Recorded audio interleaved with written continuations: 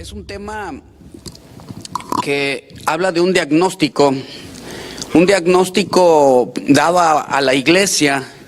Obviamente este tema es un poco complejo porque actualmente pensamos que a mayor actividad, mayor vida en la iglesia. Es algo que nos han hecho pensar, es como una ilusión para la gente porque comienzan los pastores o las iglesias a hacer actividad tras actividad pensando que eso va a mantener viva la iglesia y la iglesia no se mantiene por actividades ni por eventos, sino por algunos principios que están escritos que el día de hoy los vamos a estudiar.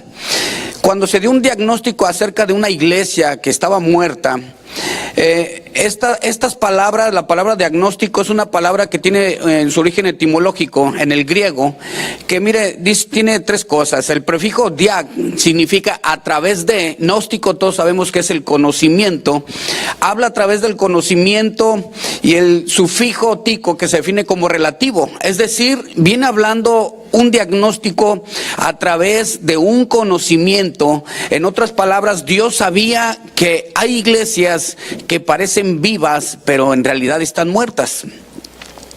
Porque, como le digo, la variedad de programas que implantan las congregaciones muchas veces son para satisfacer a las personas. Me comentaba un pastor que había una persona en su congregación que le decía: ¿por qué no pones un evento para adolescentes y adolescentes? Porque mis hijos son adolescentes y no quieren congregarse con los jóvenes. Y le insistía tanto que el pastor aceptó haciendo un evento para adolescentes, y ese día ese hermano se fue de vacaciones con su familia. O sea, no asistió al evento que él estuvo tratando de que se promoviera. Le dije: no, hermano, ¿qué pasó? No, yo tenía tiempo planeando mis vacaciones y era mejor estar de vacaciones que ir al evento. Es mejor estar en familia. Entonces yo le dije a este pastor: lo que pasa es que nunca hagas algo por satisfacer la necesidad de una persona.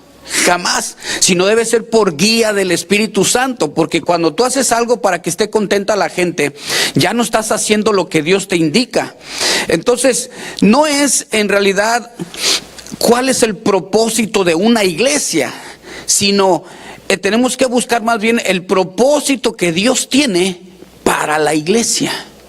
La iglesia es el cuerpo de Cristo. ¿Cuál será el propósito? Pero buscamos siempre iglesias con propósito, decimos así, que tenga un propósito, pero no, el propósito es el propósito que Dios tiene para la iglesia, no que la iglesia tenga el propósito de crecer a tantos miembros, que ese año se construya un gigante templo. No, que todo eso no es malo. El asunto es que el verdadero origen de la iglesia no es el crecimiento numérico, el origen de la iglesia no es los edificios grandes, sino es hacer el propósito de Dios aquí en la tierra. Estar compartiendo el evangelio. Ahora, si una iglesia no tiene las bases de la palabra de Dios, es decir, las doctrinas esenciales o fundamentales bien determinadas en la congregación, hay doctrinas periféricas en las cuales hay mucha opinión pues diversa, ¿no? Dependiendo el pastor. Algunos opinan que se pierde la salvación, otros dicen que no, otros opinan que para tener al Espíritu Santo tienes que hablar en lenguas, otros dicen que no. Entonces hay diversidad de pensamientos, pero la Biblia nos indica siempre lo perfecto y lo correcto, y por eso termina diciendo: pero el mayor de todo eso es el amor. Porque el propósito de Dios para su iglesia es esto: que dio su vida por amor, para que todo aquel que en él crea no se pierda. O sea, Dios lo hizo por amor, envió a su Hijo por amor. Jesucristo estuvo en la cruz del Calvario por amor. Fue la máxima expresión de amor de Dios ahí en la cruz del Calvario. Ahí estaba determinado el amor de Dios. Siempre ha sido ese el propósito de Dios, porque Dios es amor, y la iglesia viene siendo el cuerpo de él. Ahora, ¿de qué serviría mucha doctrina que esto puede pasar? Hay iglesias que su enfoque es la doctrina sana. Es correcto, pongo el balance, es correcto. Y hay algunos otros que, escuche bien, que su doctrina no es tan, no hacen mucho énfasis en la doctrina, Pero, y también puedo decir es correcto dependiendo no sé, el conocimiento del pastor. Pero déjeme decirle algo, lo poco, lo mucho, es determinado en base a la práctica, no al conocimiento. Porque ¿de qué nos sirve una doctrina mucha, en abundancia, sin práctica? Realmente queda anulada la doctrina. De nada sirve el que dice que sabe algo y no lo pone en práctica, no sabe nada. Y de la misma manera, la práctica, escuche bien, practicar algo sin doctrina se convierte en una herejía. Es por eso que se van a los extremos. Los que hacen prácticas sin un conocimiento bíblico, doctrinas, dogma, enseñanza, sin un conocimiento dogmático de la palabra de Dios, un conocimiento bíblico, y hacen prácticas, hacen herejías. Y pueden estar haciendo cosas de decir, vamos a traer al Espíritu Santo, y prenden aquí una fogata pensando que de esa manera lo traen al Espíritu Santo. Y es una práctica que para ellos es buena, pero la Biblia la condena. Porque no hay un conocimiento de la doctrinal. Y puede ser lo contrario, que todo eso lo condenen, y eso es pecado, y eso está mal, y eso está mal, pero nuestras vidas secas. Una doctrina sin práctica queda anulada. O sea, ¿de qué te sirve tener el conocimiento doctrinal a la perfección y profesar o decir, tenemos la sana doctrina, si realmente con el momento que tienes que practicarlo no lo practicas? De nada sirve. Solamente envanece. ¿Habrá iglesias envanecidas a causa del conocimiento? Sí, hermano, muchas, porque tienen mucho conocimiento y en lugar de practicar en el amor, en la misericordia, en la compasión, en la tolerancia, juzgan. Y se pueden burlar de los demás y pueden hacer trocitos de todas las demás iglesias a causa del conocimiento. Y cuando a ellos les toca practicar lo que saben, no lo hacen, entonces queda nulo el conocimiento delante de Dios. Solamente envanece cuando no hay una práctica doctrinal. En las conferencias pasadas, cada que yo subía al púlpito sentía decir esto, hermanos, qué bonito tener de visita y la palabra, una visita y la palabra que está exponiendo, pero yo les decía, pero el conocimiento se tiene que practicar. ¿Verdad? ¿Están de acuerdo conmigo? No se asusten, esto voy a hablar de una iglesia que piensa que está viva, pero está en realidad muerta. A causa de que puede tener conocimiento, pero sin práctica queda nulo. Fíjense, porque yo conozco también a personas. Ahorita vamos a abrir la Biblia, tranquilos, es una introducción. Conozco a personas que saben mucho, tienen mucho conocimiento, han leído cientos de libros y sus vidas reflejan otra cosa. Entonces, ¿de qué sirve el conocimiento si no hay una práctica? Por eso puede ser que tengan poca doctrina, pero lo poco que tienen lo practican y ellos maduran y crecen más que aquel que piensa que tiene mucho conocimiento, pero no lo practica porque queda nulo el conocimiento y solamente lo envanece, lo llena de soberbia, prepotencia, los hace legalistas hasta cierto punto pensando, es que nosotros somos los únicos, y ahí ya está el asunto. Fíjense, el no practicar lo que predicamos cada semana lleva a una iglesia a vivir de una manera muerta. Es un zombie en la calle. Están muertos si no hay una práctica. Algunos pueden tener una buena enseñanza y ser maestros usados por Dios y dices, ay, mira, es un maestro de la escritura. Está bien, pero hay que mirar su carácter, la práctica del conocimiento en base a su conducta. Por eso Pablo le decía a Timoteo y le decía, mira bien cómo te conduces en la iglesia que es columna y baluarte de la verdad. Tienes que aprender a conducirte de acuerdo a lo que está escrito, de acuerdo a lo que tú eres, un hijo de Dios, un embajador del Señor aquí en la tierra. De esa manera te conduces. Si tú eres un doctor, te conduces como doctor. Si eres un embajador, el embajador va a los países y se conduce con mucho respeto en los países, respeta a todos y nada más va a llevar el mensaje que trae. Entonces, la Biblia nos enseña mucho acerca de andar. de cómo normar nuestra conducta. Efesios lo menciona muchísimas veces. En Efesios 4:1 dice: por eso yo, preso en el Señor, por la causa del Señor, les ruego que vivan de una manera digna del llamamiento que han recibido. O sea, vivan, anden, que su código de conducta vaya de acuerdo a, y también en el versículo capítulo 5:15, así que tengan cuidado de su manera de vivir. Dice: no vivan como necios, sino como sabios. Tengan cuidado. O sea, pueden tener conocimiento. Eso le pasó a los corintios. Tenían todos los dones, pero no tenían amor. Tenían los dones y decían: oye, ¿qué les está pasando? ¿De qué les sirve el conocimiento? No había amor. Así que tengan cuidado, dice, en su manera de vivir, decía Pablo. En Apocalipsis 3, si me acompañan, en el capítulo 3 y versículo 1,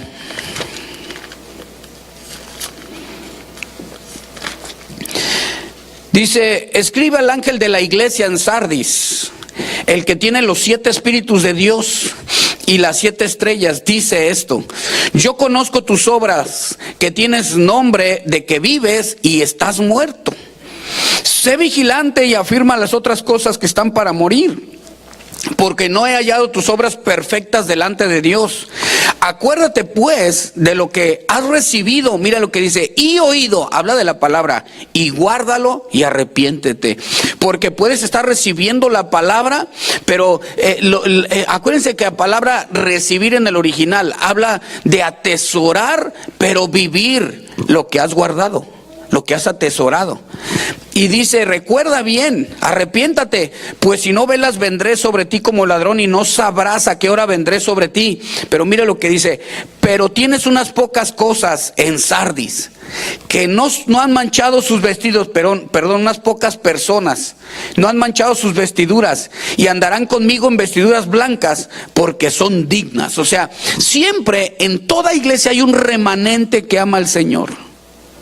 Siempre en todo lugar hay un remanente que vive lo que escucha, que ama es la presencia del Señor, que ama la palabra, que ama al Señor. Juan 14:15 dice: si me amáis, guardad mis mandamientos. Que ama el guardar y hacer los mandamientos del Señor. El que dice que está en Él debe de andar como Él anduvo, 1 Juan 2:6. Y está haciendo lo que el Señor está haciendo, está andando como el Señor anda. Ama, es un remanente en todas las congregaciones.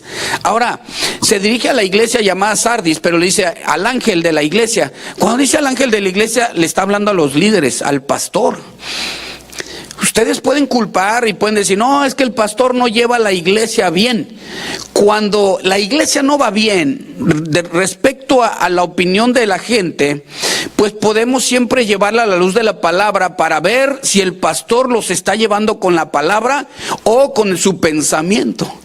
Porque es muy importante saber si un pastor está llevando a la gente a lo que es la palabra del Señor, a la guía del Espíritu Santo. Eso se ve fácilmente, si hay palabra o no, si hay tiempos de alabanza, de adoración, si está el ejercicio de la disciplina. Todos estos factores implican un orden dentro de la iglesia. La palabra Sardis quiere decir los que escapan o los que salen.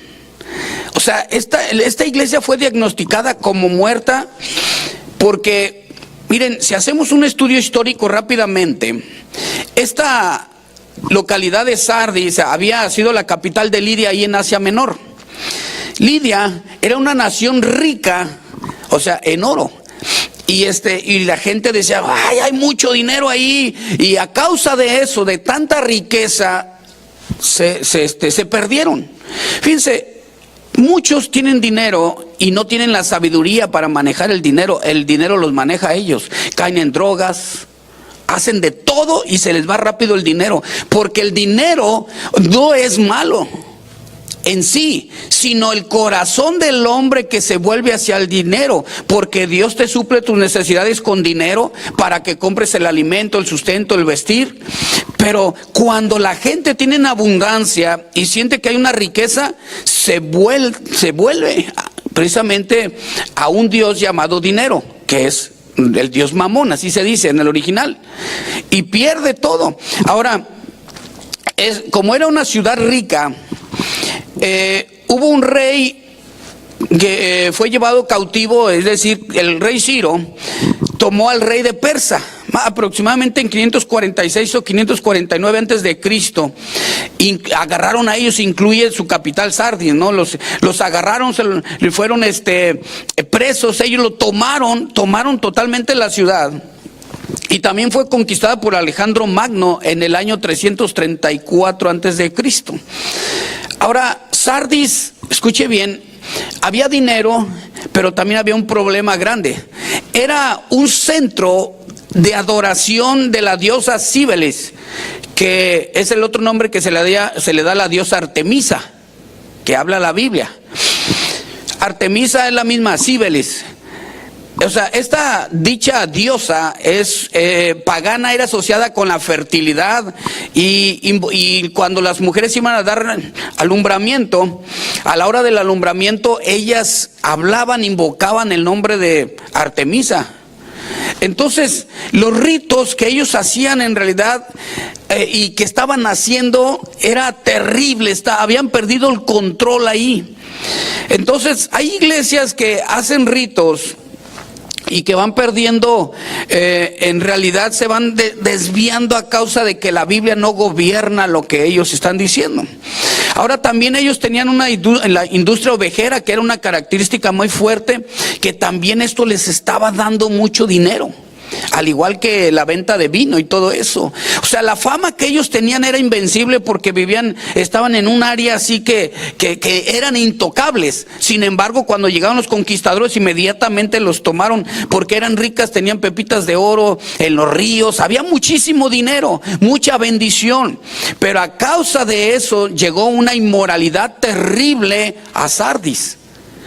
Y ahí en Sardis, en la iglesia, se dejaron llevar por la inmoralidad tan terrible que dice en Isaías 29:13, si me acompaña a leerlo.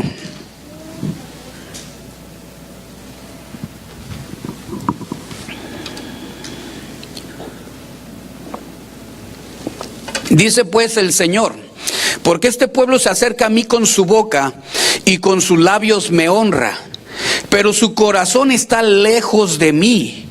Y su temor de mí no es más que un mandamiento de hombres que les ha sido enseñado. Escuche bien, o sea, el corazón estaba lejos, estaba retirado. Y eso es lo que sucede en Isaías 29:13. No sé si lo dije, si dije bien, ¿verdad? Isaías 29:13. Y muchos lo toman como mandamiento de hombres. Y el temor que tienen a Dios, miren, el temor siempre nos va a acercar a Dios, pero cuando tú le inculcas eso a una persona, tienes que tener temor a Dios, ellos lo entienden como miedo. Y el temor de Dios implica respeto y cercanía a Él para guardar y hacer sus mandatos, sus mandamientos.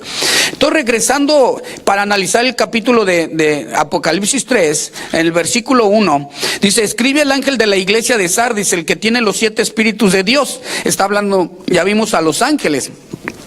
Ahora dice los 7 espíritus de Dios. ¿Por qué habla los 7 espíritus de Dios? Los 7 espíritus de Dios son las manifestaciones del Espíritu Santo. Jesucristo fue el único que tuvo las 7 manifestaciones del Espíritu Santo en su vida. Y alguien pregunta: ¿y cómo pudo tener, si dices que Jesucristo, ahí está la confusión, es Dios, cómo pudo tener nuevamente las manifestaciones del Espíritu Santo si Él era Dios, no las necesitaba? Pero acuérdense que era en el área humana. En el área divina estaba ya todo bien, pero en el área humana necesitaba ser Él, tener la sabiduría, ser consejero, para poder resistir todo lo que le iba a venir. Y estaba profetizado en Isaías capítulo 11, si me acompaña rápidamente, cuando habla de los 7 espíritus. Isaías 11 versículo 1 dice: saldrá una vara del tronco de Isaí y un vástago retoñará en sus raíces y reposará sobre él. Mire, está hablando de Jesucristo, el espíritu de Jehová. Dice, número 1, espíritu de sabiduría y de inteligencia, espíritu de consejo y de poder, espíritu de conocimiento y de temor a Jehová. O sea que el Señor iba a ser lleno de todo esto. ¿Por qué? Porque son 7. Esto habla de una perfección. El 7 habla de la perfección. Solo Jesús iba a tener las 7 manifestaciones del Espíritu Santo, que es el espíritu de sabiduría, el espíritu de Jehová, el espíritu de inteligencia, el espíritu de consejo, el espíritu de poder, el espíritu de conocimiento y el espíritu de temor al Señor. Son 7, nos habla de una totalidad, o sea, de perfección. Es el único. Cuando tú piensas que hay gente que dice, no, yo tengo esto, no, espérame, nadie va a tener los 7 espíritus, las 7 manifestaciones, más bien, es lo correcto, así se dice, del Espíritu sobre su vida. Solamente el Señor Jesús iba a ser perfecto, porque iba a ser en la vida del Mesías. Es la manera en que el Espíritu Santo iba a obrar en la vida de Jesús. ¿Cómo? Él fue el que lo engendró. Es la única manera que iba a ser. Nadie más ha sido así en la tierra. Él fue el único, dice, que cubrió y engendró. Habla del Espíritu Santo. Ahora también el Espíritu Santo le iba a dar la dirección a Cristo. Fíjense, le iba a dar el consuelo. ¿Por qué estoy diciendo esto? Porque la Biblia nos enseña ahí en Apocalipsis. Se dirige al pastor y dice, y los 7 espíritus. Porque comienza a hablar del Señor. Comienza, y ahorita lo vamos a analizar, de qué manera se descuidó la iglesia de Sardis. No solamente le dio dirección, sino también le consoló en el momento. Porque la función del Espíritu Santo para toda iglesia, escuche bien, si para el Señor fue darle dirección y consuelo en los momentos que lo necesitaba, nosotros como iglesia lo necesitamos. Ahora, tú dices, ¿y a qué hora le dio dirección? ¿Qué no dice que fue llevado por el Espíritu al desierto? ¿Y qué no dice que el Espíritu Santo fue el que lo encaminó ¿por qué no lo rodeamos, Señor? ¿Me es necesario pasar por Samaria? El Señor era guiado por el Espíritu de Dios en todo momento. Había una sintonización las 24 horas. También en los momentos difíciles, ahí estaba consolando. Él dijo, me iré y vendrá otro consolador. El consolador, el Espíritu de Dios. O sea, en este nacimiento del Señor, en Apocalipsis, si me acompañas, capítulo 1, habla, su nacimiento sería de carácter sobrenatural. De manera que nadie puede venir a este mundo si no es por medio de papá y mamá. Pero el Señor iba a venir de una manera increíble, impresionante. Y dice en Apocalipsis 1:4, Juan, a las 7 iglesias que están en Asia, gracia y paz a vosotros, el que es y que era y que ha de venir. Y de los 7 espíritus que dice que están delante de su trono. Nuevamente aquí nos habla y nos representa lo perfecto, que es Dios. Entonces, cuando se refiere, ahí regresamos a Apocalipsis 3:1, dice, escribe al pastor de la iglesia o a los líderes de la iglesia que están Sardis, que tienen los espíritus de Dios y las 7 estrellas, dice esto. ¿Qué son las 7 estrellas? Ahí en Apocalipsis nos lo enseña en el capítulo 1, versículo 20. Dice, el misterio de las 7 estrellas que has visto en mi diestra y los 7 candeleros de oro. Las 7 estrellas son los ángeles de las iglesias. O sea, que eran, ahí están las 7 estrellas, diles esto, a las 7 estrellas diles esto. O sea, la manifestación de Dios, pero diles a los líderes, diles a los pastores, diles lo siguiente. ¿Y por qué? Porque el Señor inmediatamente sabe de que tenía que dirigirse a los pastores, pero también para que entendiera la grey, la iglesia, que la única manera de ser dirigida a una iglesia para que no muera es la dirección del Espíritu Santo. No es la diversidad de eventos, sino que toda iglesia es guiada por el Espíritu Santo. ¿Por qué digo esto? El Espíritu de Dios que nos guía siempre a la verdad, dice la Escritura.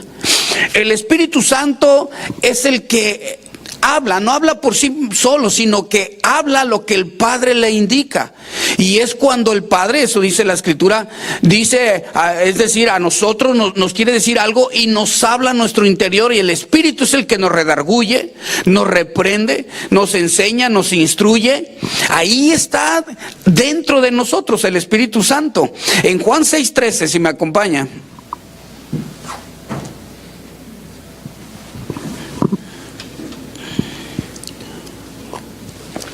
13, perdón. Pero cuando venga el Espíritu de verdad, mire cómo le dice el Señor Jesús, Él los guiará a toda la verdad. O sea, el Espíritu Santo guía a la iglesia a la verdad. El pastor tiene que ser guiado por el Espíritu de Dios. En Romanos 8:14 dice, y todos los que son guiados por el Espíritu de Dios, estos, dice, son sus hijos. Es decir, que el Espíritu Santo tiene que guiar al pastor, tiene que ser guiada la iglesia en base al Espíritu Santo. Es el que obra en la vida, porque los guiados por el Espíritu de Dios somos sus hijos. Romanos 8:14. Somos los que somos guiados por el Espíritu de Dios, cada uno de nosotros. Entonces la iglesia, cuando no es guiada por el Espíritu de Dios, o el pastor no permite ser guiado por el Espíritu de Dios, estás tratando con hombres carnales. Estás tratando con autoridades carnales. Cuando una autoridad hace algo que el Espíritu Santo no lo guió a hacer, se está haciendo en la carne, y esas obras no prosperarán. Sea quien sea, cualquier cristiano, no importa los años que tengas de convertido o el conocimiento, si haces algo fuera de la guía del Espíritu Santo, no es santo. No es espiritual, porque Él siempre nos guiará a la verdad, y como es santo, nos guiará a ser lo santo. Pero cuando no es así, estás siendo guiado a la carne, estás haciendo algo fuera de lo que Dios está permitiendo, y es cuando mucha gente pierde el control. Por ejemplo, si el Espíritu Santo dijera, yo pensara que dice algo raro y comienzo a decirles, el Espíritu Santo dice en estos momentos que hagan esto, y la gente empieza a hacer cosas extrañas, antibíblicas, jamás el Espíritu Santo va a contradecir lo que está escrito, porque Él mismo lo inspiró. Y cuando la iglesia hace algo antibíblico, es porque el pastor no está siendo inspirado por el Espíritu de Dios, porque no está siendo guiado por el Espíritu de Dios, y la iglesia, por lo tanto, está haciendo algo en la carne, algo que no autoriza Dios. Dice Pablo que quiso ir y el Espíritu Santo se lo impidió. Y quiso ir a otro lugar y el Espíritu Santo se lo impidió. El hombre de Dios sabe cuando el Espíritu Santo te dice, no, yo no te guío a eso. El hombre de Dios sabe cuando el Espíritu Santo no quiere que hagas algo. ¿Está haciendo frío? Se va, bájale al aire, sí, creo que ya, o al ventilador. Yo estoy bien, es que acá se siente más el fuego. Es el número uno. ¿Quieres? Bájale. Yo estoy bien, pero sí veo a los hermanos. Yo pensé que era por la aplicación y le hacen todos así. No, pues ¿cuál es el frío? Y no quiero que se mueran en vida. No es cierto. Estamos hablando de una iglesia que está piensa que está viva, pero está muerta. En Juan 6:63, si una iglesia no tiene la guía del Espíritu Santo, dice Juan 6:63, el Espíritu es el que da vida, y la carne para nada aprovecha. Las palabras que yo he hablado, decía el Señor, son espíritu y son vida. Por eso se hablan las palabras del Señor, por eso se habla lo que está escrito. Es la palabra profética más segura, a la cual hacemos al estar bien, al estar atentos, porque es como una lumbrera en la noche, dice la Escritura en Pedro. Haces bien al estar atento. Son palabras de vida para ti, son palabras de espíritu que edifican tu vida, que el espíritu que hay en ti crece, se fortalece, que cuando llegan los tiempos de prueba, los asuntos, estás fortalecido. Llega el tiempo de Satanás, llega con una tentación y el espíritu está fortalecido y tu carne no gobierna, sino el espíritu gobierna a tu carne y tus emociones. Y es cuando hay un balance en la vida del cristiano. Está vivo en vida. Es una iglesia viva cuando practica la doctrina. Es una iglesia viva cuando practica el conocimiento. Porque, vuelvo a repetir, mucha doctrina sin práctica es anulado el asunto. De nada sirve tener un pastor que predique doctrina, que conozca la doctrina, que ustedes la escuchen, y que no practiquen el conocimiento. Y es cuando las iglesias pueden crecer y juzgar a todos y sentirse los números uno en todo imagínate, en todo el mundo. Cuando todos pertenecemos al mismo cuerpo de Cristo. ¿Qué harías tú si tu mano derecha se siente mejor que la izquierda? ¿Qué harías tú? La mano izquierda le va a contestar, sí, cuando te dé comezón, ráscate sola. Pertenecemos al mismo cuerpo. Pero cuando dice que las palabras que el Señor hablaba eran espíritu y vida, entonces los miembros ahí de Sardis vivían en eventos, vivían haciendo como una ilusión a este asunto, ¿no? Vamos aquí a platicar como que sí sucedió, que hacían sus eventos, sus congresos y hacían cosas así emocionantes y pensaban ellos que estaban vivos. Pero todo eso que a veces hacen las congregaciones, muchas cosas de esas no son guiadas por el Espíritu de Dios. Por eso algunos se enfocan más en hacer asuntos y yo fui con varios del grupo hace años, fuimos a ministrar aquí cerca y recuerdo que nos sentamos y subió un pastor, yo sé quién es, pero subió y comenzó a predicar. A los 5 minutos sacó un pomito y dijo, $100 por este aceite traído de Israel. No, y era aceite del que compró en Walmart, yo creo, y nada más lo rellenó. O sea, $100.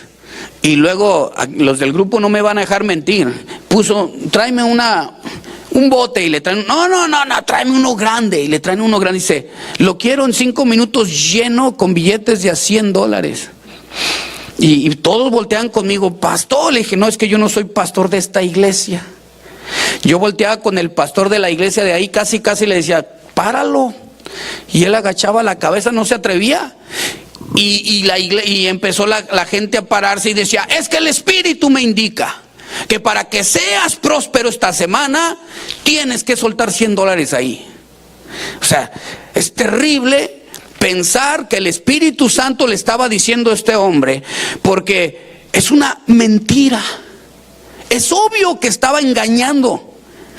Y al final nos sentamos a comer, me dice, ¿tú quién eres? Y cuando le dije mi nombre, fue con el pastor y me corrieron.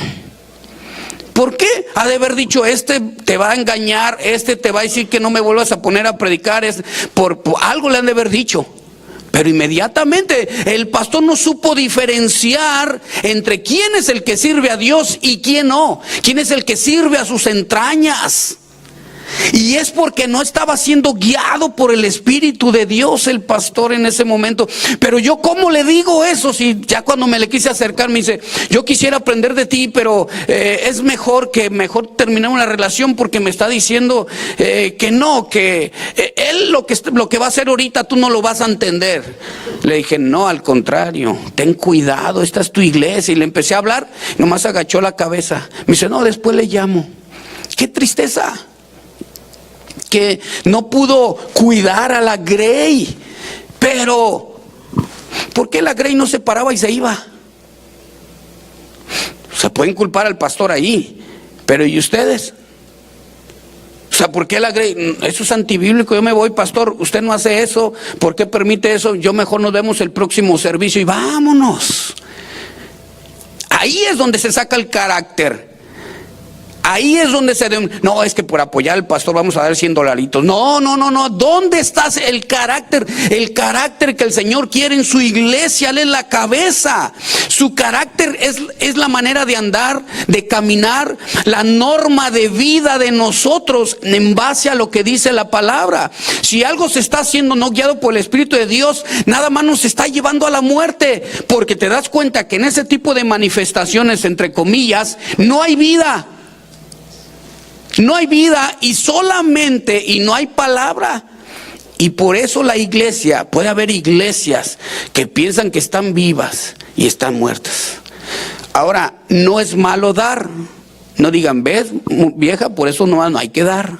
No, hay un balance. La Biblia nos enseña a dar, a sostener, a participar en el sostenimiento de la obra. Nos enseña la Escritura. Ahora, en Efesios 4:20...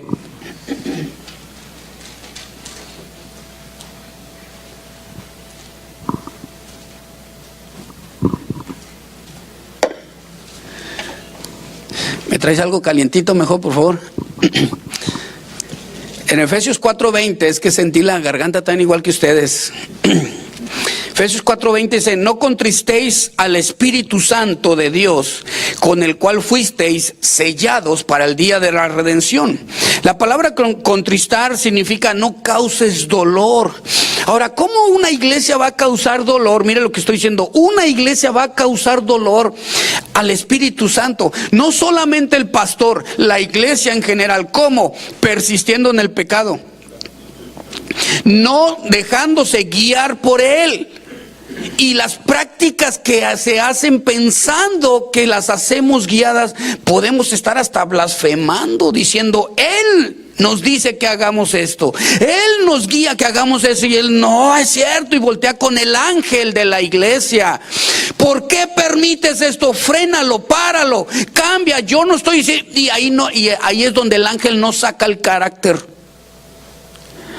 Se queda callado y dice: no, es que el amor tiene que manifestarse. No, se confunde.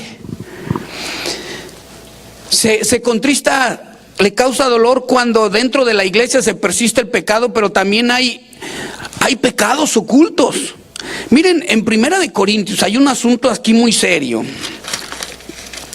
En el capítulo 5, 1 Corintios 5, versículo 1 dice: de cierto se oye que hay entre vosotros fornicación, y la fornicación aún se nombra entre los gentiles. Tanto, dice, que alguno tiene la mujer de su padre. Y dice: y vosotros estáis envanecidos. ¿No debierais más bien haberos lamentado para que fuese quitado de en medio de vosotros el que cometió tal acción? Miren, dentro de esa iglesia, Corintio tenía conocimiento, tenían los dones, y decían: no, es que los dones, y brincaban por todos lados. Y tenemos el don de profecía, y tenemos el don de lenguas, y tenemos el don de conocimiento, y el don de y estaban envanecidos. Estaban envanecidos totalmente. Pero dice, pero cuando veían a alguien que pecaba, decían: ese no es mi problema. Yo no voy a él ya sabe, ya está grandecito. ¿Por qué le tengo que decir? Ya está grandecito. Y ahí te das cuenta el desbalance a veces de los hermanos.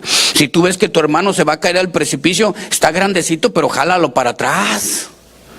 No se ha dado cuenta. O sea, no, ven, hermano, no, ven. No vais a decir: pastor, cuando me dieron esta iglesia estábamos al borde del precipicio, y ahora hemos dado un paso más adelante. O sea, que están perdidos. Y así pasan. Dice: ¿por qué estás envanecidos? Dice: ¿no deberías más bien haberlos lamentado para que fuese quitado de vosotros el que cometió tal acción? Y decía Pablo: yo ausente en cuerpo, pero presente en espíritu, ya como presente juzgado al que tal cosa ha hecho. Y dice: en el nombre de nuestro Señor Jesucristo, reunidos vosotros y mi espíritu. Miren desde lejos la instrucción de Pablo. Con el poder de nuestro Señor Jesucristo, el tal se ha entregado a Satanás para destrucción de la carne, a fin de que el espíritu sea salvo en el día del Señor Jesús. O sea, habló duro Pablo. ¿Por qué se llenan de orgullo de que hay muchos dones? ¿Y por qué estás envanecidos en lugar de poner atención cuando una iglesia se descuida de la disciplina? Escuchen bien, del pecado. Jesús, nuestro Dios, es santo como nosotros, pero el Espíritu se llama santo, el calificativo. Espíritu Santo. ¿Por qué? Precisamente por eso, porque como es santo, tenemos que caminar la iglesia en santidad. Sin santidad nadie verá al Señor. Limpiaos vosotros los utensilios, los que lleváis los utensilios del Señor. Limpiaos vosotros, dice la Biblia. Todos los que practicamos servimos en la música, en el sonido, con los nenes de ujieres, tenemos que estar limpios del corazón. Y toda la iglesia tiene que estar limpia y ser santa, porque nuestro Señor es santo. Entonces, tiene que haber disciplina. El Espíritu Santo, aparte de guiarnos, también nos enseña que reprendamos, que detengamos el pecado dentro de las iglesias. Yo recuerdo un pastor que me llamó y me dijo, no sé qué hacer. Hay un hermano en la iglesia que ya lleva 3. ¿Ya lleva 3 qué? Le dije, me dice, bueno, le ha quitado a 3 esposas, a 3 hermanos sus esposas. Le dije, ¿y no sabes qué hacer? O sea, ese no es hermano. No, pero si actúo, la gente lo quiere mucho. ¿Qué lo va a querer? Pues no vaya a ser que las ovejas quieran al lobo. Entonces, o ellos no les has abierto los ojos con la palabra de Dios que alumbra de día y de noche, o tú no eres capaz de tener el carácter que Dios quiere que lo tengas, como el ángel de la iglesia. Que no te encuentre como el ángel de la iglesia de Sardis y que diga, yo conozco y has trabajado y has hecho esto. Pero hay inmoralidad, había inmoralidad en Sardis a causa de la diosa Artemisa. Yo conozco. Entonces aquí Pablo lo encara, y el versículo 9, mira lo que dice. Por carta ya les he dicho que no se relacionen con personas inmorales. Dice, por supuesto, no me refería a gente inmoral de este mundo. Pablo dice 1 Corintios 5:10, estaba leyendo otra traducción. Por supuesto no me refería a la gente inmoral de este mundo, ni a los avaros, estafadores o idólatras. En tal caso, tendrían ustedes que salirse de este mundo. Pero en esta carta quiero aclararles que no deben relacionarse con nadie. Mire lo que dice, que llamándose hermano, eso le dije al brother, al pastor, se llama hermano, él no es hermano. Él no es un cristiano. Un cristiano sabe lo que a Dios le agrada y lo que a Dios no le agrada. Un cristiano sabe que la obra de la carne, la fornicación, el adulterio, la lascivia, las envidias, todo eso Dios lo abomina. ¿Tú crees que él es cristiano haciendo esas prácticas y todavía permites eso ahí? Córrelo a ese tipo para que sea destruido. O sea, quiere carne que la encuentre en el mundo, pero a esta carne santa. Aquí no puedes permitir tú eso. No, hazlo y la iglesia va a estar sana. El día que tú veas que te está saliendo aquí un asunto feo en el brazo, no le hagas nada para que no se sienta mal. Métele cuchillo y córtalo hasta que sane. Ponle lo que limón, lo que tengas en tu casa, aunque arda, pero tiene que sanar. Y todo tu cuerpo te lo va a agradecer. Al rato va a decir, nos sentimos bien todo el cuerpo, porque necesitas actuar. Y actuó el pastor y dijo, oye, ya se fue. Primero sentí como que la gente se iba a ir y llegaron todos. Pastor, se estaba tardando. Le dije, le hubieras contestado, es cierto, tú te estabas tardando, pero también ustedes, hermano. O sea, la culpa es tuya principalmente por no haber actuado. El Espíritu Santo, después se refiere a nosotros, ángel de la iglesia, eres guiado a la verdad, guíalos a la verdad. Yo soy el que te guío, yo soy el que te instruyo, yo te enseño, pero también repréndelos, dice, y públicamente para que todos aprendan. Cuando persisten en pecar. O sea, es parte esto del ejercicio de la disciplina en toda congregación para que crezca sana. Pero el estilo de vida que está hablando aquí de esta persona, después pasa tiempo y en la segunda carta de Corintios ya Pablo dice, hey, ya recíbanle, porque no se ha consumido a causa de tanta tristeza. Mejor ya recíbanle. Ya se había arrepentido el tipo de lo que había hecho. Ahora sí ya era hermano. Ya recíbele. Y dice, porque no solamente me ha dañado a mí, decía Pablo, sino a toda la iglesia, a todos vosotros. Cuando un hermano peca dentro de la iglesia, es un pecado muy grave. Toda la iglesia sabe, el pastor sabe, no solamente ha dañado a los que están ahí a su alrededor, ha dañado a toda la iglesia, ha contaminado y piensan que están vivos y van a una muerte muy lenta. O están viviendo como zombies, ya nada les duele, se está cauterizando la conciencia. Ay, pero hay manifestaciones del Señor, pero no hay práctica doctrinal de la enseñanza. No, pero sí hay enseñanza de la palabra de Dios, pero no hay práctica del conocimiento. De nada sirve mucho conocimiento. En 1 Tesalonicenses 5:16 dice, 5:19, no apaguéis al espíritu. O sea, no lo apaguemos, tenemos que estar atentos, porque cuando tú aquí se refiere a extinguir cuando tú prolongas un pecado sin confesarlo. Escuche bien, o en la iglesia hay un asunto serio, se comienza como a extinguir. O sea, el Espíritu Santo que está en ti es santo. Y es un pecado y parece que comienza a extinguirse. Es decir, la voz de Dios en la vida de ese cristiano, por más que hable, cada vez la oye más lejos, más lejos. Y es cuando muchos, llamándose cristianos, ya no escuchan la voz de Dios. Porque el verdadero cristiano, dice, la simiente de Cristo no te permite pecar. Y también el cristiano, te habla el Señor, querido, ven para acá. Hijo, ven acá. Hija, ven aquí. Y tú inmediatamente dices, heme aquí, Señor, quiero tener un tiempo contigo. Hay una relación, hay una comunión que fue restablecida a causa de la muerte del Señor Jesús, el pago total. Y cuando entra el Espíritu Santo se restablece la autoridad, la comunión con el Señor las 24 horas.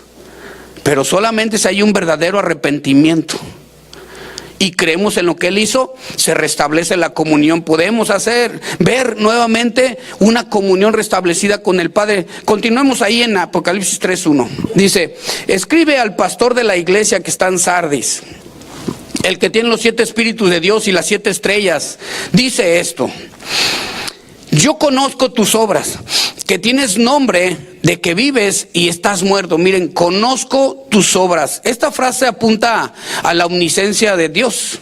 ¿Qué es esto? Viene siendo el conocimiento de todas las cosas, como es la presciencia, el conocimiento anticipado. Esto es la omnisciencia, que Dios conoce todas, un conocimiento absoluto de todas las cosas.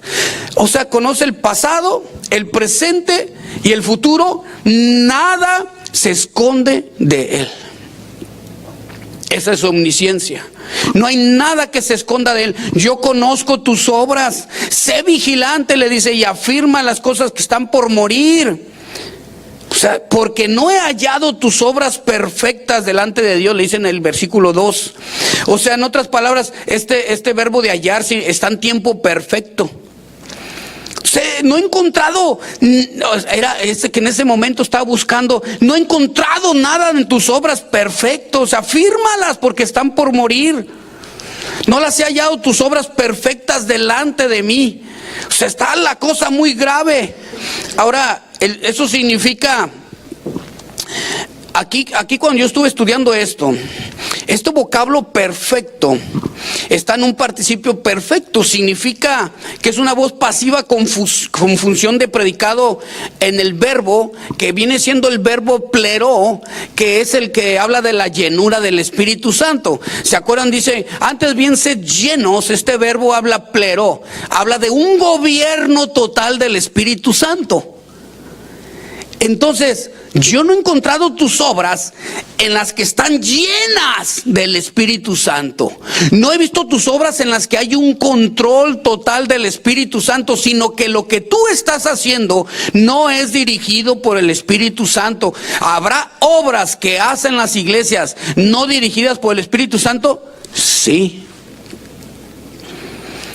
¿Habrá cosas que hace una iglesia no dirigidas por el Espíritu Santo? Sí. La palabra llenura significa el gobierno total del Espíritu Santo sobre nosotros. Antes bien, sed llenos del Espíritu de Dios. Tenemos que ser llenos cada día. Que el gobierno lo tome totalmente.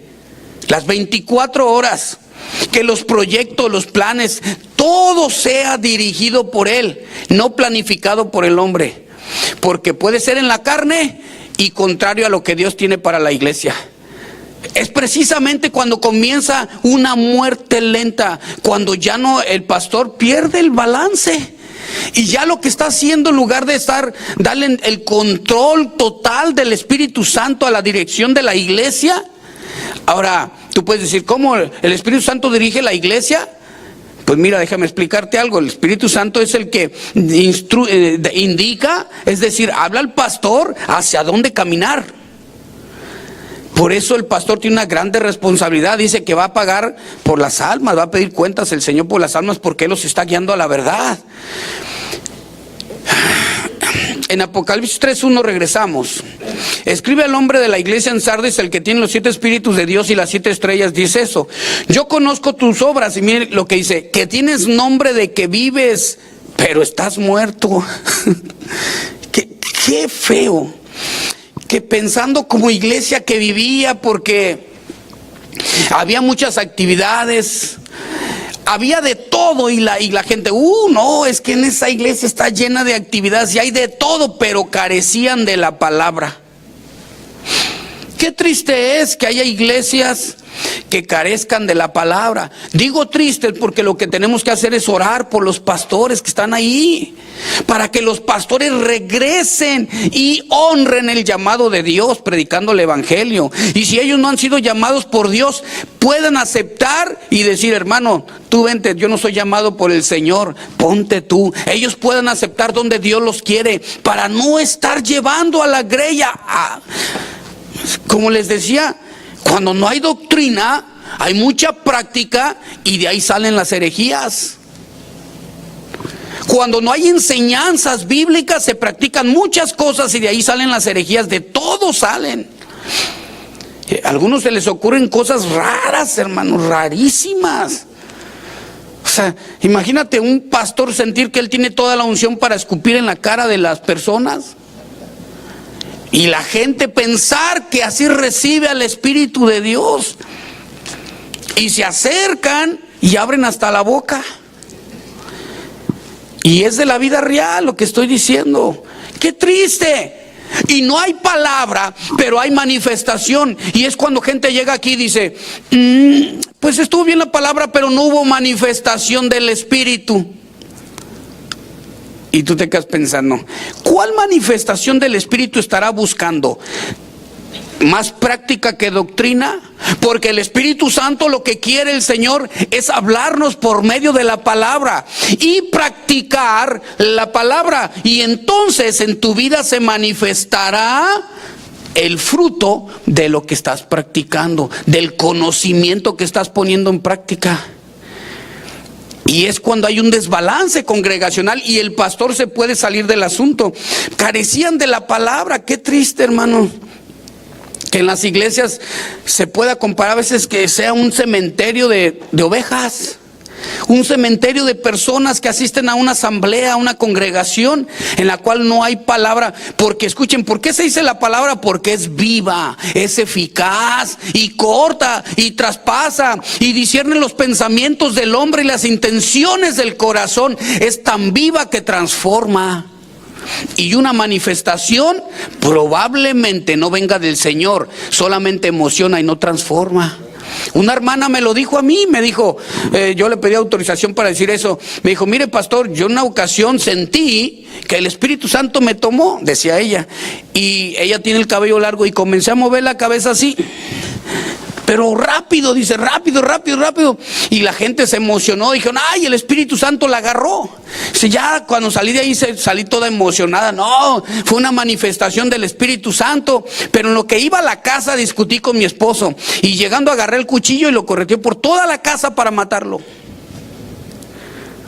La experiencia, entre comillas, que ella tuvo sobrenatural con el Espíritu Santo, que ella dice, no eran nada más que emociones, porque no hubo una transformación. Sin embargo, tú te vas con la palabra y ahí está recordándote el Espíritu Santo: calla, que tus palabras sean sabias, que sean como aguijones en la vida de ellos. Tú calla, no hagas esto. Y está el Espíritu Santo continuamente, porque la palabra es viva, está a las 24 horas en tu corazón, es la que nos alimenta. Jesucristo dijo: las palabras que doy son vida y verdad, y vosotros ya estáis limpios por las palabras que os he hablado. La palabra es viva, es efectiva, hermano. Por eso tenemos que ser guiados por eso. Dice en Juan 11:25, imagínate una congregación con problemas de esto. En Juan 11:25 le dijo Jesús: yo soy la resurrección y la vida, y el que cree en mí, aunque esté muerto, vivirá. Escuchen, aquí se refiere a alguien como Sardis, que piensa que está vivo, pero en realidad está muerto. Que dicen, que escriben en el internet: ya llegó el viernes y mi cuerpo lo sabe. Cuando yo veo a los cristianos escribiendo eso, digo, sí, ya de saber que necesita bañarse para irse a la iglesia, ¿no? Pero escriben esa frase dando a entender otra cosa, ¿no? En doble sentido, para irse que a la rumba, que al café, a donde hay música y mover el tambo y mover aquello. Y dice, ya es viernes y vamos a hacer esto. Y piensan que están vivos porque dicen, esto es disfrutar, hay una sola vida y hay que disfrutarla. Y la vida en Cristo se disfruta estando protegidos bajo de Él. La manera del cristiano de disfrutar la vida es estar pegado con el Señor las 24 horas, es gobernado por el Espíritu de Dios y siempre llevará que disfrutes de la paz, del amor, de todas las riquezas que hay que el mundo no entiende porque no le puede conocer. Y es cuando tú entiendes las cosas diferentes. Entonces dice, regresamos ahí en el versículo 2.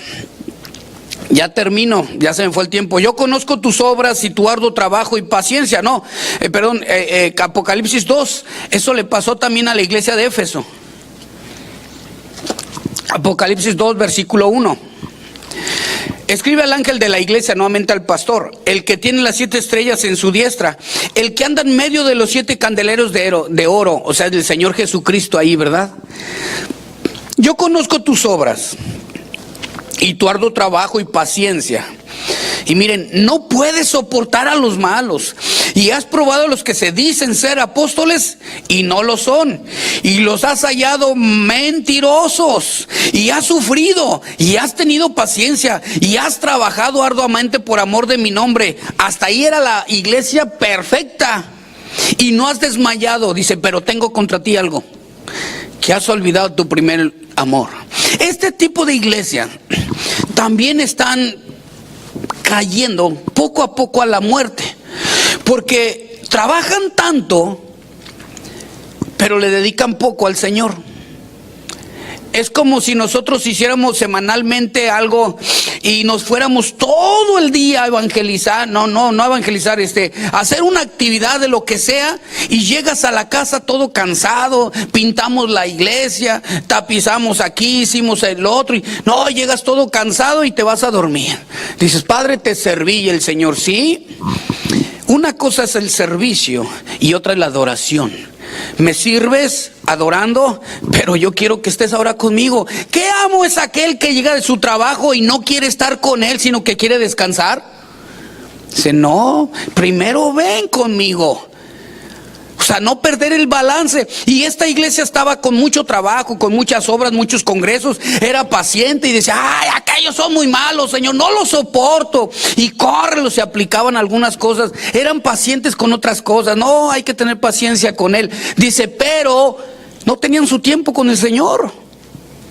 Iban para una muerte también igualita. Tengo contra ti algo, que has dejado tu primer amor. Entonces, ¿por qué? Porque algunos piensan que el ir a la iglesia desde niños eso nos convierte en cristianos. No, nuestros hijos necesitan ellos hacer su propia decisión. Ellos solos tienen que, como jóvenes, decir, Padre, me arrepiento de mis pecados, te pido que entres a mi corazón, Señor, que gobiernes mi vida, creo a lo que hiciste por mí. Ellos tienen que hacer su propia decisión. El llegar ellos pequeñitos a la iglesia no significa que son cristianos. Son los corderitos todavía del Señor que hay que cuidar. Los pastores tienen que cuidar a ellos, los maestros, a los corderitos hay que tratarlos bien. Si los ves como corderitos saltando por todos lados, brincan hasta acá lo que tú no puedes hacer. Y desde aquí se avientan y dicen, corderito, bájate, hacen de todo, tumban. Y hay que tener paciencia a los corderitos, ¿verdad? Pero hay que enseñarles, no, mire, corderito, eso no se hace. Y luego el pastor agarra con su ganchito, véngase para acá, cordero, eso no se hace, váyase con la mamá o con el papi, eso no se hace. Y hay que tenerles paciencia, hay que ayudarlos, hay que instruirlos con la palabra. Pero el trabajo de un maestro es enseñar la palabra a su hijo, pero el trabajo de usted es guiarle durante toda la semana. No tenemos toda la responsabilidad en la iglesia de criar a los hijos. Entonces, en esta iglesia, cuando hablaba de muerto, era una muerte espiritual, o sea, es tanato, significa separados de Dios. En esta iglesia, miren, termino con esta frase, había creyentes no creyentes. No puede ser, ¿verdad? Creyentes carnales, no creyentes, pero un pequeño grupo que realmente era cristiano. Dentro de la iglesia había un remanente que sí era cristiano, pero hasta había no creyentes porque decían, es lo mismo, se hace lo mismo que afuera, festejamos igual que afuera, no te dicen nada. Un pastor me comentó, oye, no sé qué hacer, me llegaron aquí unas personas que se quieren casar y son del mismo sexo. Y dice, y no sé si el gobierno me vaya a hacer algo. Le dije, no, pues tienes tus leyes internas. Y se queda pensando, me las sometiste al Estado y todo nervioso, te has dado de alta en el Estado y ya le di algunas indicaciones. Y luego le dije, si todo has hecho correctamente, ve y diles que tú no les vas a casar. Y también diles, aquí somos una iglesia cristiana, seguimos a Cristo, podemos aceptar que vengan porque escuchan la palabra de Dios, pero la palabra es tan viva y eficaz lo que enseñamos de aquí que va a hacer algo en el corazón de ustedes. Tienen que arrepentir, tienes que decirlo. Y dicen, no, y si se van, tienes que hacerlo. ¿Y qué creen? Lo hizo. Y se fueron como 5 o 6 familias porque dijeron, no hay amor. ¿Puedes creer que algunos hermanos piensen que no hay amor cuando probablemente estén protegiendo a sus hijos con una decisión así pastoral? A sus hijos, a los corderitos, porque como ellos no aman a los corderitos, no pertenecen a la tribu, no pertenecen al rebaño, son como unos lobos que pueden de cualquier corderito. Entonces, cuando hay una decisión pastoral de ese tamaño, no digan, no hay amor, mejor vaya con el pastor. ¿Por qué lo hiciste? Y aquí dice la escritura. Mejor venga a preguntar y no va a decir, no, el pastor, mejor ni hablo, pero bueno, el pastor se equivoca. Mejor venga para explicarle. Sí nos equivocamos, pero hay decisiones, la mayoría, que nos apegamos a la palabra de Dios. En toda decisión nos apegamos a la palabra de Dios, y en algunas cosas naturales fallamos porque somos imperfectos, pero en decisiones siempre vamos a la palabra de Dios para no equivocarnos. Venga mejor a preguntar. Fíjense, no hay nada peor que una iglesia que piense que está viva y está muriendo cada día. Hermanos, debe de haber alabanza, adoración, la palabra explicada, el ejercicio de la disciplina. Debe de haber estos 3 ingredientes de una manera así en toda iglesia semanalmente, y aparte las prácticas de lo que es la Santa Cena, el bautismo y algunas otras cosas que la Biblia nos dice que hagamos para poder encontrar una iglesia que hable lo que es y lo que viene de Dios. La única manera de que tú te vayas de una congregación es la siguiente, escucha bien: cuando el pastor está en pecado, pero no que te lo dicen, que tú ya lo preguntaste, porque alguien te puede decir, no, es que ese pastor es muy tranza, y tú le dices, ¿quién te lo dijo? Ah, lo escuché. No. Es venir y decir, pastor, dijeron que usted hizo esto y esto. Ah, déjame hablarle a los líderes. Hermanos, él les quiere platicar algo. Cuando el pastor está mal y está en pecado, córrele de la iglesia. A menos que se arrepienta el pastor y se siente un tiempo. Escuche bien. Otra razón es cuando el pastor no te enseña la palabra de Dios y hace más show que nada, y hace más cosas extrañas, y no hay una revelación de la palabra de Dios. Vas a morir internamente. Es otra razón para correr. Estás corriendo por tu vida, estás viendo por ti. Otra razón es cuando no hay el ejercicio de la disciplina, cuando no está las doctrinas fundamentales bien establecidas. Es cuando tienes que correr. Pero afuera de eso, de que no me gusta porque el hermano es de tal nacionalidad, que no me gusta porque el pastor se pone camisa media rara, no te vayas por esas cosas. Cómprame otra camisa y nos quedamos todos. Porque a veces hacen cada decisión a causa de cosas raras, hermano. No, pastor, es que a mí me gusta mejor porque entre más chiquito, más bonito. Y aquí ya a veces ya no veo a los hermanos del primer servicio y me siento tan sola y tan solo. Mira, el Señor dijo, no te dejaré huérfano, no te preocupes. Número 2, tú búscalos. 3, invita a los hermanos a las pupusas, siempre van, no falla. invítalos al pozole, invítales a un cafecito siempre, pero no tomes una decisión a la ligera.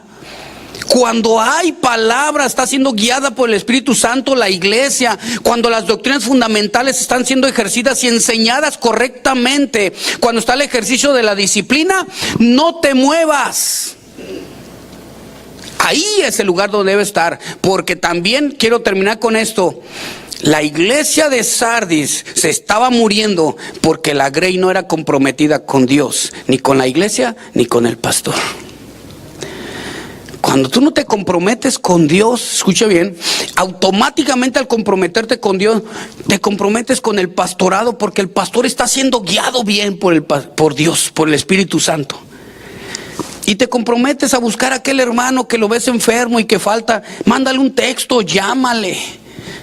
Si no sabes dónde vivo, es muy fácil llegar con un texto, hermano. Póngase de pie, por favor. Nosotros no queremos que esta sea una iglesia muerta.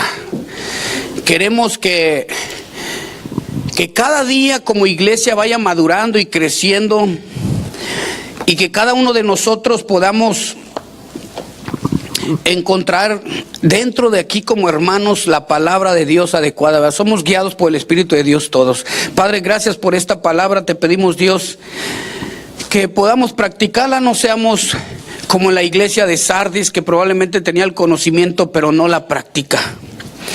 Y si no hay práctica, podemos caer en envanecernos, en la intolerancia, no ser pacientes unos con otros, cuando tú nos enseñas soportados unos a otros, y probablemente no estar comprometidos contigo ni con la iglesia. Señor, te pedimos que nos hables cada día más y más, y poder nosotros practicarlo en casa. Gracias por esta palabra, en el nombre de Jesús.